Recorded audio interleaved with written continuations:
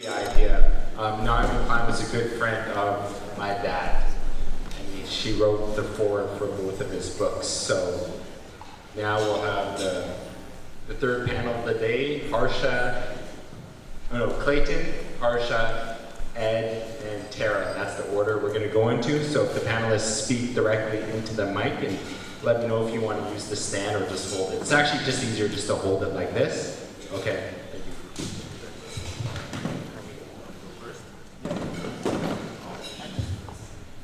Okay. Bonjour, danse.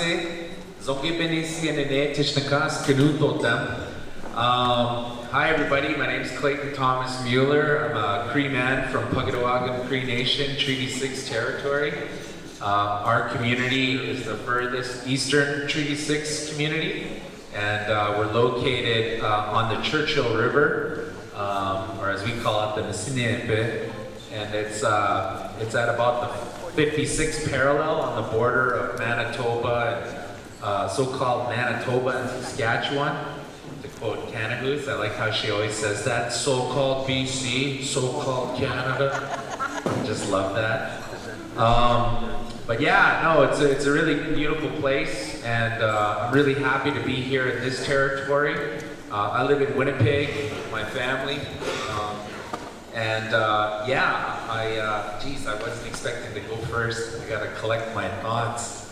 But I just want to acknowledge in a good way the ancestors of this territory, and to just say as a guest in these lands, I'll return back home and let my family know how well I was taken care of and how well I was fed. So thank you very much for being such incredible hosts. This is very beautiful, beautiful territory, and I'm really quite humbled and happy to be able to have come and visited. And I was invited to come and talk about my sister Ktunaxa, who's to talk about how to build, support for the work of tiny house warriors, in the sovereignty movement here, from the local to the international level. A lot of the people that are speaking on this panel, these panels here today are people that I've been working with for my entire adult life, and we're in good company, I guess is what I'm saying. I almost don't even have to say anything about how to build international support because they're doing a pretty darn good job. I guess the things that I wanted to focus on though is that we just came out of a gathering. I'm sure Ariel talked about it. I was outside smoking with one of the elders, so I don't know what Ariel talked about, but we just had a North American summit on tar sands expansion and pipelines. And as I sat there and talked with my fellow Indigenous brothers and sisters from across Turtle Island who are involved in these very intense pipeline fights, and as I visited with relatives from Alberta who are fighting against the expansion of the tar sands, I thought back to all the victories, the times that we won. And in those times when we won, it was, moments where we had the time to convene like this. It was moments where we were able to work out, what our shared narrative is, what our shared story is. And it was moments when we had a full life cycle analysis, a full power analysis of our enemy. And we were able to figure out, not through the, great expense, but, we had limited resources, but we were able to figure out where to just put the right amount of pressure for the whole thing to come crashing down. And that's really important, And there's people in our communities who have that ability to scale things just right, just the right amount of resources, the right amount of push to make things happen the way that they're meant to. And I think that that's really important, And, I think another really important thing when we do our convenings is to have that fire, that sacred fire to be lit, for our people to share prayer with one another and to tie our prayers together, just like we have to tie our story together. It's important that everything must start, with prayer. And it was really beautiful at this gathering. All the awesome women I work with, they're like, yeah, we got this cool Dene guy, he's gonna run sweats the whole week. And you know, we had sweat lodge, and all the people that are in these fights, they got to go in the sweat and get cleaned out. You know, my kids went in there too with me, and it was really great. And turned out the sweat keeper was a guy I grew up with back in Winnipeg, and I was like, holy shit, hey Victor, how you doing? And you know, and we had a really good talk. Even in the sweat lodge, we were talking about, you know, the victories that we had and what it took to win. You know, and I've been a part of all these pipeline campaigns for the last 15 years now, you know, and we won the Northern Gateway fight, you know, we won, you know, we beat Kinder Morgan up, we sent them back to Texas with their tail between their legs. Sure, the government, you know, yeah, the government bought the pipeline, you know, and now we got to fight them, and we are. But we won that Keystone XL fight too. You know, I was a part of that campaign. And, you know, we convinced the most powerful, you know, person in the world to say no to big oil in the name of climate, in the name of Indigenous rights. And after, you know, we won that Keystone XL fight, you know, he didn't go meet with all the white people. You know, he went straight to Standing Rock, you know, and went there, you know. And so, you know, we won against the biggest pipeline proposal to date, the Energy East pipeline. They were going to build a pipeline all the way to Atlantic Canada, 1.1 million barrels a day.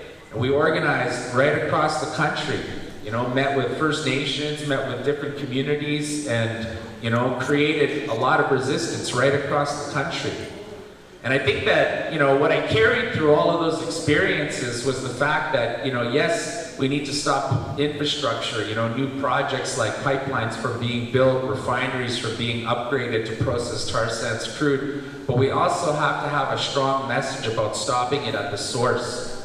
You know, because if we don't stop the expansion of the tar sands themselves, then our grandkids' kids are going to be campaigning against energy infrastructure. You know, they're going to be campaigning against oil by rail. And so, you know, for Teeny House Warriors and for, you know, Secwepemc and, you know, the fact that, you know, your nation and your territory is the biggest segment of land that they want to build this pipeline across, there's a lot of responsibility and pressure on your shoulders. And so it's really important, you know, and I take my hat off to Ktunaxa and all the incredible people that have been organizing for the beautiful branding, you know, that vision, you know, the logo, the Teeny House logo that Isaac Murdoch and Christy Belcourt designed, that's traveled all across the world, you know, and people are watching this fight and they're inspired. And, you know, and I think that, you know, a big part of, you know, having a really powerful story, a narrative-based storytelling strategy is really slick media. And so, you know, there's a big fight coming. You know, as Ariel mentioned on the last panel, the Tech Frontier mine has been approved by the Canadian Environmental Assessment Agency.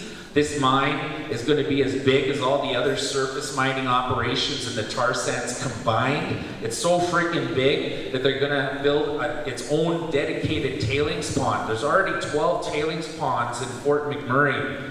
These things are you know, they call them ponds, but it's 286 square kilometers of surface covered by toxic affluent that they create when they separate the bitumen out of the oil and the sand.